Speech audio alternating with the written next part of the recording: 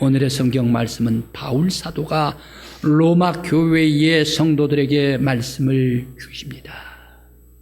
모든 로마 교회의 성도들이여 덕을 끼치면서 살라, 세우면서 살라, 강력하게 로마 교회를 향하여 외치고 있습니다. 오늘 바울 사도의 강력한 로마 교회 성도들을 향하여 외친 이 말씀이 성령을 통하여 2000년을 넘는 우리들에게, 오늘 여러분들에게, 우리 교회 위에 주시는 하나님의 메시지가 되시기를 간절히 기원합니다.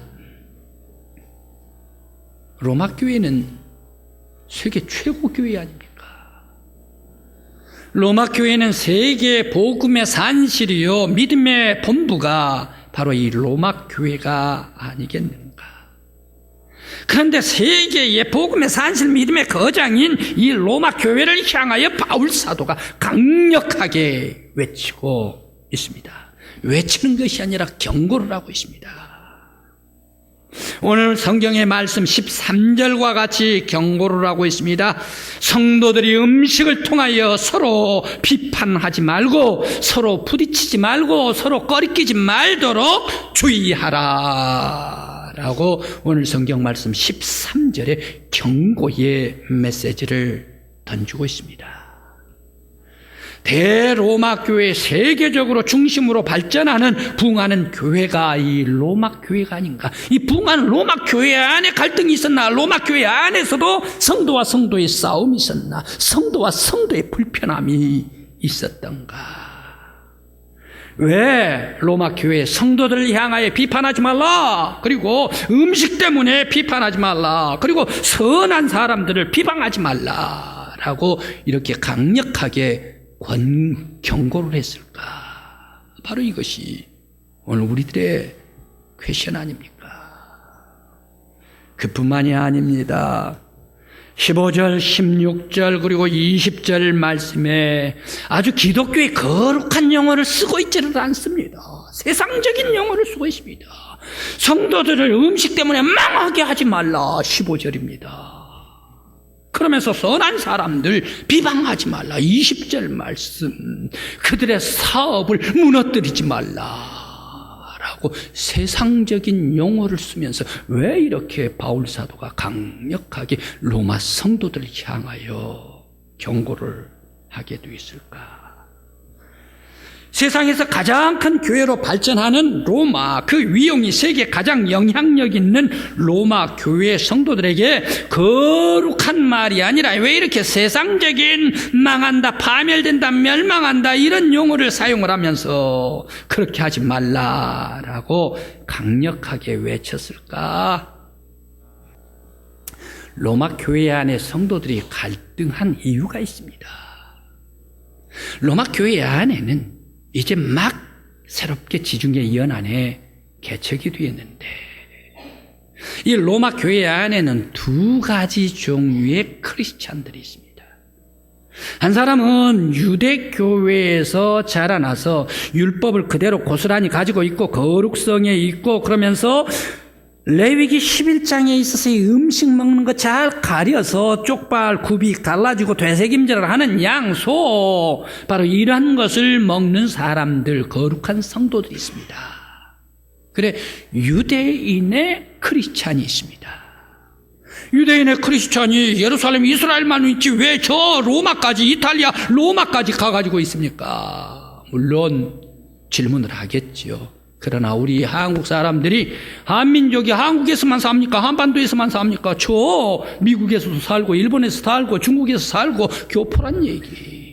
마찬가지로 유대교회, 유대 크리스찬들도 예루살렘, 이스라엘만 사는 게가 아니라 흩어진 교포, 디아스포라들이 로마에 와서 살고 있었다. 이 사람들은 어렸을 때부터 문화가 신앙적인 문화, 경건한 문화, 거룩한 율법적인 문화였기 때문에 깨끗하고 거룩한 삶을 살았다. 음식도 가리고 말이면서. 그러한 크리스찬들이 로마 교회에 있지 않습니까? 거기에 또 이제 또 다른 크리스찬이 있었는데, 여기는 로마 아닙니까? 로마, 이탈리아, 세계 로마 제국의 중심 아닙니까? 이 로마 안에는 로마는 어떻습니까?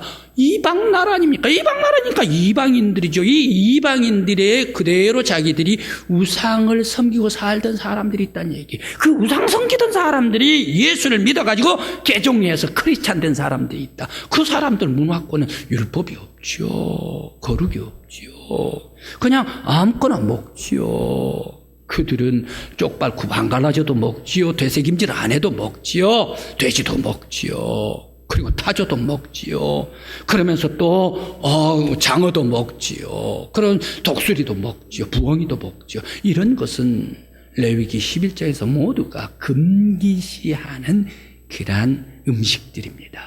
그런데 이러한 것을 아무렇게나 먹어버려 같은 교회 내에서 생활하는데 저렇게 가증스러운 거 세속적인 거 어떻게 먹는 사람이고 내가 거룩한 내가 같이 예배를 드리고 같이 하나님 믿고 같이 예수 그리스도를 고백할 수가 있어. 저 추한 사람들 아주 지저분한 사람들인데 해서 무시를 합니다. 유대 기독교인들이 유대 크리스찬들이 이방에서 개종된 크리스찬들을 아주 무시를 했습니다. 그것뿐만이 아닙니다. 이 음식 문제는 그것뿐만이 아닙니다. 더 큰 문제가 있었습니다. 여기는 로마 아닙니까? 이 로마에서 매일 저녁마다 잔치를 해요. 잔치를 하는데 제사를 드려요. 제사를 드리는데 우상한테 제사를 드려요. 이 로마의 우상 제일 큰 제우스에게 드리죠. 아폴로에게 드리죠. 아프로디테에 드리죠. 그리고 멀큐리에 드리죠. 그리고 또 바카스에 드리죠. 수많은 우상들한테 하루 저녁에도 제물을 바쳐가지고 엄청나게 제사를 드리는데 이 재물들 거기에서 다 소비를 해버리지. 먹고 마시고 끝내지. 너무 많은 재물을 드리기 때문에 이 재물이 아침이 되면 시장으로 나온다는 얘기. 시장에 재물에 바쳤던 그 시장에 나와서 전부 다 음식물이 통용이 됩니다. 이 음식물을 누가 사갑니까? 바로 이 성도들이 크리스찬들이 사가요. 크리스찬들이 사가는데 유대 거룩한 크리스찬들은 사갑니까? 사가지를 않습니다. 쳐다도 안 보지요. 그런데 이방인 기독교의 크리스찬들이 그 음식물을 옛날부터 사 먹었기 때문에 사와가지고 자기들이 먹는다는 얘기. 그러니까 유대 거룩한 크리스찬들이 저 이방 크리스찬 이 사람들 하는 거 봐라, 먹는 거 봐라, 저렇게 세속적이고 우상에게 다 바친 그 재물들을, 가증한 재물들을 먹는다. 우리는 도저히 같이 예배를 드릴 수가 없어. 같은 교회에서 하면서 무시를 하고 비방을 하고 아주 조롱을 했습니다. 과연 조용할 일인가, 비방할 일인가? 오늘 성경의 본문 말씀에서 예수님께서 말씀하십니다. 15, 16절 어찌하여 예수 그리스도께서 모든 세상 사람들 다 예수의 피로 말미암아 구속시켜 놓았는데 음식물 때문에 망하게 하느냐. 그렇게 하지 마라. 예수님께서 오늘 바울 사도가 예수님의 십자가를 들어서 말씀을 하십니다. 그거 봐라, 이 음식 제물의 우상에 바쳐가지고 제물로 드렸던 이 제물 봐라. 그 제물 우상의 만든 음식들, 이거 쌀로 만들었을 거 아니냐, 곡식으로 만들었을 거 아니냐, 밀로 만들었을 거 아니냐, 채소로 만들었을 거 아니냐. 이런 모든 곡식들 전부 다 제우스가 만들 수 있어요. 아프로디테가 만들 수 있어요. 머큐리가 만들 수 있어요. 바카스가 만들 수 있어요. 아르테미스가 만들 수 있어요. 하나도 없잖아. 이 곡식은 누가 만들었게? 하나님께서. 제물의 우상이라도 하나님께서 이 모든 곡식들을 만들어서 음식이 됐지 않느냐. 하나님께서 만들어 주신 것이니 감사하고 은혜로 먹으라. 비방하지 마라. 우상의 제물 먹는다고 비방하지 마라. 왜? 예수님께서 다 깨끗이 용서해 준 사람을 음식물로 망하게 하느냐. 오늘 바울 사도가 강력하게 바로 이 시대에 그들을 향하여 권고를 해 주셨습니다. 바로 이러한 갈등이 있을 때에 바울 사도가 오늘 말씀을 경고를 해 주고 있습니다. 오늘 우리 믿음의 성도들, 이제 우리들에게 오늘 무엇을 우리들에게 말씀을 주시는가? 바울 사도가 오늘 이 말씀 속에서 강조를 하고 있습니다. 본질이 비본질, 본질이 아닌 것 가지고 싸우지 마. 본질이 아닌 비본질 가지고 그것 가지고 서로 논쟁하지 마. 교회 안에서 논쟁하고 교회 안에서 서로 갈등하고 교회 안에서 서로 싸우면 어떻게 돼? 나뉘게 되는 거 아니야. 깨지는 건 교회뿐이야. 비본질적인 것으로 싸우지 마라. 또 논쟁은 형제들을 근심하게 하는 것이다. 15절 말씀에 형제를 망하게 하지 말라. 성도들에게 가장 중요한 것은 성도들을 세워주는 것이고 성도들을 북돋워 주는 것이고 성도들을 더욱더 용기를 주고 힘을 주는 것이지 망하게 하는 것이 성도가 할 짓 아니야. 성도들을 세우라. 또 중요한 것은 누가 옳은가, 이 음식물이 옳은가, 저 음식이 안 먹은 것이 옳은가, 이 날이 옳은가, 저 날이 옳은가, 이것이 아니라 형제들을 세우는 것이 더 중요하다. 형제들을 세워주고 약한 사람들을 세워주기 위하여 믿음이 강한 사람이 양보하라. 믿음이 좋은 사람, 믿음이 강한 사람이 양보하라. 바로 이것을 바울 사도가 강조를 하고 있습니다. 한 교회에서 교회를 지었대요. 교회를 아주 튼튼하게 예쁘게 새롭게 건축을 했대. 그래 외벽도 다 쌓고 내부도 다 하고 이제 음향까지 시스템 다 갖췄습니다. 한 가지 남았네. 커튼을 어떤 색깔로 커튼을 달까? 노란색을 달까? 파란색을 달까? 빨간색을 달까? 교회는 청결하고 깨끗해 보여야 하니까 파란색을 달아야 합니다. 아닙니다. 교회는 성령님께서 강하게 역사하시니까 빨간색으로 달아야 합니다. 아닙니다. 교회는 따뜻하고 은은해야 됩니다. 은혜가 있어야 됩니다. 노란색을 달아야 합니다. 노란색, 파란색, 빨간색 서로 땡기다가 그만 그 교회 건축해놓고 나눠져 버렸다네. 교회 안에서 비본질 가지고 싸우거나 논쟁하지 마라. 강한 사람이 양보해. 노란색에도 어떻고 파란색에도 어떻고 강하게 주장한 그 사람이 믿음이 강한 사람이 한 발 물러서서 양보해. 왜? 형제들을 교회 안에서 북돋고 세워주기 위해서. 오늘 성경 말씀에서 또 강력하게 주장한 바울 사도의 핵심이 무엇인가? 음식물 때문에 일어난 일입니다. 하나님 나라는 먹고 마시는 쾌락 속에 있는 것이 아니에요. 즐기는 것 속에 있는 거 아니에요. 하나님 나라는 하나님의 의를, 하나님의 정의를 가지고 살아가는 것. 하나님의 나라는 모든 사람들이 골고루 다 평안하게 살아가는 것. 화평을 누리면서 살아가는 것. 하나님 나라는 모든 사람들이 기쁨, 희락을 가지고 하나님의 기쁨을 가지고 영적인 만족함을 가지고 살아가는 곳이 하나님 나라요.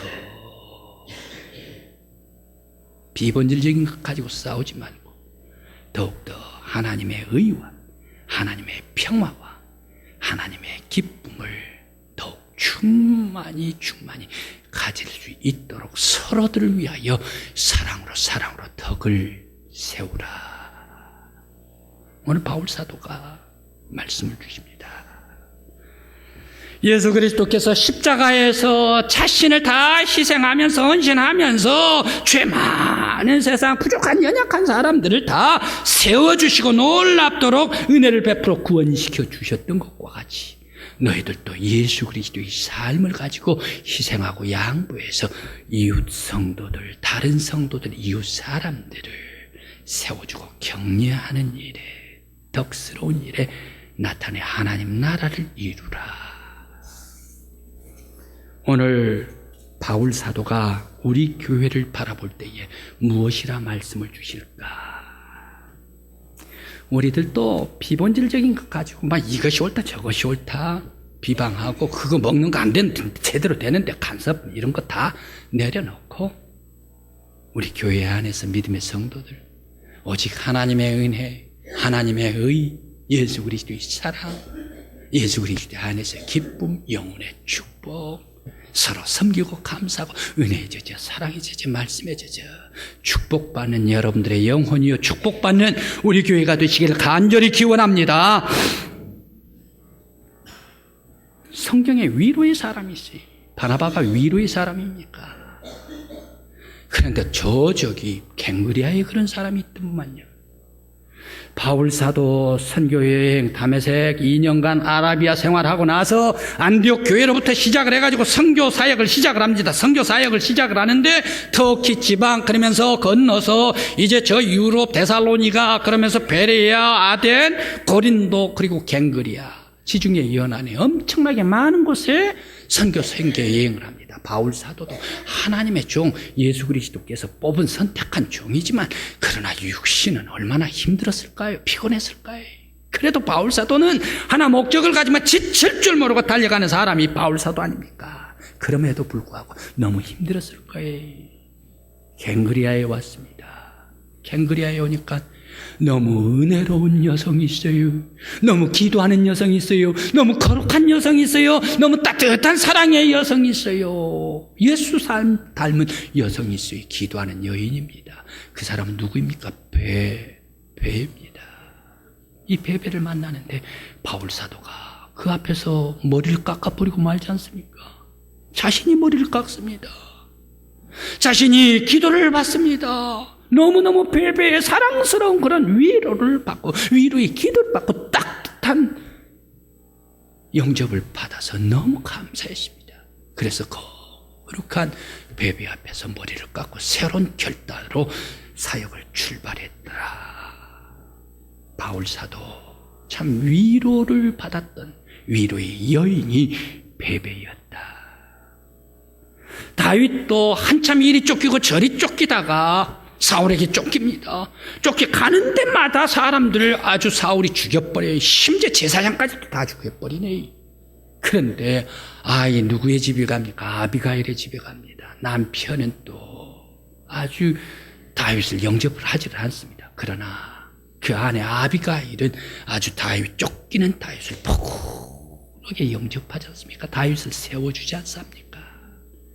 놀랍도록 음식을 주면서 마실 것을 주면서 영접하더라. 사람은 고발하는 사람은 걸고 넘어지는 사람은 허는 사람이 아니라 사람은 세워주는 사람, 북돋아주는 사람, 용기를 주는 사람, 덕을 끼치는 사람.